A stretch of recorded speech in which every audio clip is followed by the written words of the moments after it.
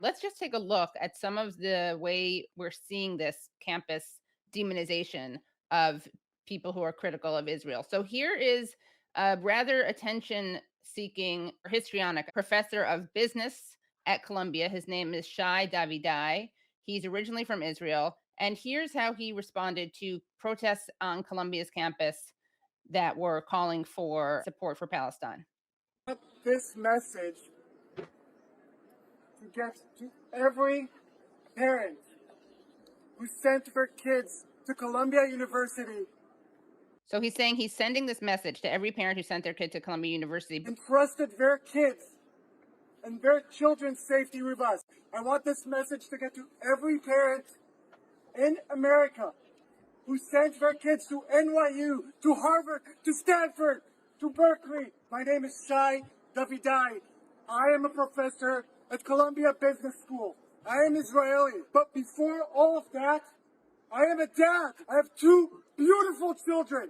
And I'm talking to you. I'm speaking to you as a dad.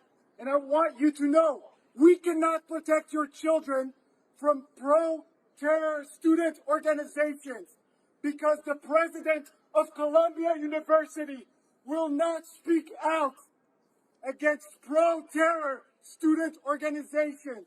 Because the president of Harvard University, because the president of Stanford, because the president of Berkeley, they will not speak out against pro-terror student organizations. I have a 2-year-old daughter, a feisty 2-year-old daughter. She has two songs that are her favorite, Baby Shark and Shake It Off by Taylor Swift. And yet, to the pro-terror student organizations on campus, here, and at Harvard, and at NYU, and at Stanford, and at Berkeley, and at Northwestern, my 2-year-old daughter is a legitimate target of resistance. That is what they are selling. You are allowed to murder and kidnap my 2-year-old daughter in the name of resistance. Oh my God. Okay, so there he is. I mean, I don't know who he's talking about when he says they. Probably SJP and JVP. SJP's not thinking about his kids or his family. Of course They're thinking not. about the Palestinians that are being slaughtered in Gaza. Right. But he's just playing on all these tropes that you guys talk about in the report, and he doesn't have to show any evidence of anything. And lo and behold, Columbia banned SJP, Students for Justice in Palestine, and JVP, Jewish Voice for Peace. And let's see what else this guy, this business professor who should stick to like business professor stuff, suggested happens. Here's a tweet of his. He writes, Friday, Columbia University announces that chants understood as a call for genocide are against school policy. Today at Barnard College, student organizations calling from the river to the sea, Palestine will be free. Columbia, what do you plan to do about this? That's one thing he tweeted. And by the way, in both of these tweets, which I just took screen grabs of, I didn't go to the actual tweets because I didn't want to dox any of these students or get people to attack the students, but he actually tweeted out videos. So he's trying to dox the students himself. And then intifada, long live the intifada. Columbia has two choices: expel organizations that explicitly call for violence against Jews and Israelis. 2, show the world it won't enforce its own rules and face legal consequences for unequal enforcement. He is calling for the punishment of people who are engaging in free speech. Not only are they engaging in free speech, but they happen to not be making genocidal statements, because a lot of people are getting into this as a First Amendment issue. And, oh, you can say whatever you want, which is true. But there's another issue here, which is that they're totally misrepresenting what these people are saying. What if an Arab Muslim professor or Palestinian Muslim professor were to go and give this little diatribe he gave and said, any Jew and any Israeli that is saying free the hostages is effectively calling for the genocide of all Palestinians, and therefore they're all terrorists, and therefore you cannot say free the hostages, because what you really mean is, yes, go ahead, Israeli government, treat them like human animals, flatten Gaza, ethnically cleanse Palestinians, and effectively create the second Nakba that will be the final solution to ridding and terminating Gaza of Palestinians. And so as a result of that, the interpretation that a Palestinian Muslim professor has unilaterally decided, right, and has mansplained to all these students, that as a result, all students, especially those that are Jewish and Israeli or support of Israel, now are going to get shut down. They're going to get disciplined. They're going to get investigated because saying something like free the hostages is anti-Palestinian. That's how ridiculous this argument is, right? These students are protesting for human rights. They are calling on their country and the world to save the lives of innocent civilians. Every single day that goes by, we have hundreds of Palestinians that have been killed by the Israeli military.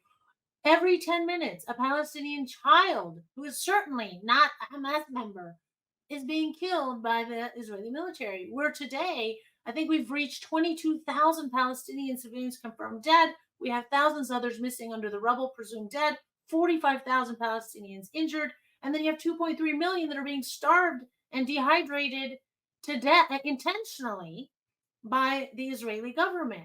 So when people are going and saying from the river to the sea or intifada, it's clear what they're saying. They're saying, stop these war crimes, stop these human rights violations that are targeting Palestinians. He's talking about this so-called threatening language, language calling for genocide of Jews, etc. What he's referring to is two things. One is the phrase that has become so controversial, from the river to the sea, Palestine shall be free. And the other is simply the word intifada. Right. These are the two things that everyone is calling now. You know, I mean, we can break this issue down pretty clearly, and it fits right into what our report is talking about. First of all, this is Israelis, Zionists, and frankly white nationalists, like at least Stefanik, telling Palestinians what they're saying. Right. So they are defining from the river to the sea means that all of that area will be without Jews and they will all be killed or driven out. That is not what any Palestinian I know, you know, or have heard from, has ever meant by that phrase. The concept of Palestine, right? For Palestinian nationalism, the concept of Palestine is all of the land of Palestine. That is no different than for not only Zionists, but also, you know, Jews in general. Here we can talk about both Zionists and Jews who will talk about that land as Eretz Yisrael. It will mean different things if you're a Zionist or not, right? So for Zionists, it means the state of Israel. For non or anti-Zionist, it means the Holy Land, and if you're religious in particular, it's that land that will eventually, you know, be, you know, God's province on earth when Messiah comes, and Jews will go there and everybody will be happy, and etc. But we all have ways of referring to that land. You know, go back far enough and people call it Canaan or Canaan, and several other names. There's an immense and very diverse history in that land. And this is what Palestinians are talking about, that land should be free, not free of Jews, free. Right. People should be free. And so, but you know, and that is how Palestinians themselves have defined that phrase, whether Hamas uses it or anybody else.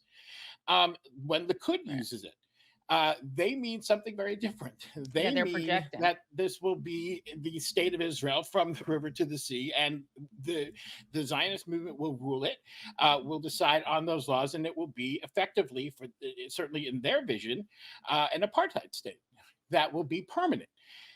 So, you know, and intifada, as we know, is, you know, literally means shaking off, but it means resistance, and it doesn't have to mean violent resistance. The first intifada was overwhelmingly nonviolent. There was violence, wasn't 100% nonviolent. And of course, the violence is all that ever makes the headlines.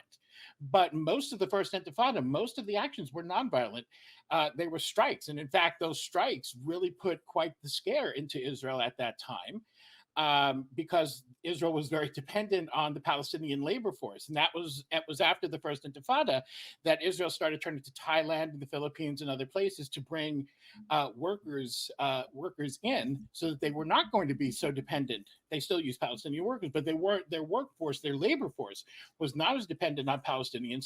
So widespread strikes could not damage them as much as they did in the first Intifada. So, one thing is they cut off a nonviolent way of doing that. The second Intifada, probably not coincidentally, was considerably more violent. And certainly, resistance can be violent, but saying Intifada does not mean kill the Jews. It means give Palestinians their freedom, and Palestinians, yes, will have to fight for it. And again, fighting does not have to mean violence. There's many very effective tactics that are nonviolent. But, as I'm saying all of this, let's not forget, Palestinians do have a right to resist occupation, as does any other people under occupation, whoever they may be. So that is what these phrases mean. But in our, and this goes on for decades and decades, how we have distorted the meaning of anything Palestinians say to immediately mean hostility, anger, or violence, even to the point of genocide of Jews. Mhm. That is what, the media portrayal and many of the groups that we talk about in our report put out exactly this kind of material, saying this is what all of this stuff means. So now we have this Israeli professor out there on his campus talking about how these are calls for genocide. And when we say that Jewish students hear that and they get nervous, that's true. They do. They get uncomfortable. They get nervous. And some of them get terrified, because they've been told that what they're hearing means something other than what it really is. Right. And that is the really, I think, insidious part of it.